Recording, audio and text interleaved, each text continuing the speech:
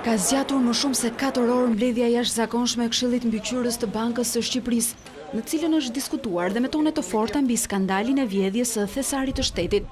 Burime nga Këshilli bën të ditur se takimi është shoqëruar me debate nga anëtarët e bordit, por në përfundim duket se nuk ka sjell asnjë surprizë. As guvernatori Fullani dhe as anëtarët e Këshillit Mbikëqyrës nuk kanë dhënë dorëheqjen, edhe pse kjo ka qenë një kërkesë e vazhdueshme nga shumë zëra publik dhe politik. Të njëjtat burime brenda bankës bëjnë të ditur se palët kanë mbajtur thuajse të njëjtat qëndrime që kanë bërë të ditura edhe më herët.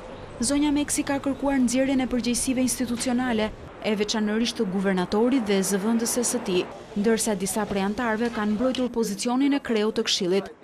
Në përfundim të mbledhjes, të gjithë anëtarët kanë refuzuar të bëjnë komente mbi atë çka është diskutuar për 4 orë rresht, duke e lënë këtë qëndrim Bankës së Shqipërisë nëpërmjet një deklarate për shtyp. Në deklaratën finale të Këshillit. Jo, sepse kërkuat shkarkimin e zotit Fullani në deklaratë sepse respektoj ligjin dhe etikën. Këtë radhë në deklaratë gjërat janë më të qarta.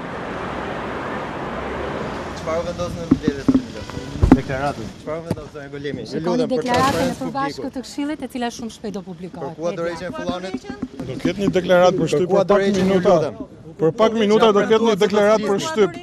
Vendimi i pritshëm i Këshillit Mbikëqyrës pason një mbledhje të disa ditëve më parë, ku shumica e anëtarëve nuk pranuan që të përfshinin në rendin e ditës kërkesën për largimin e guvernatorit Fullani.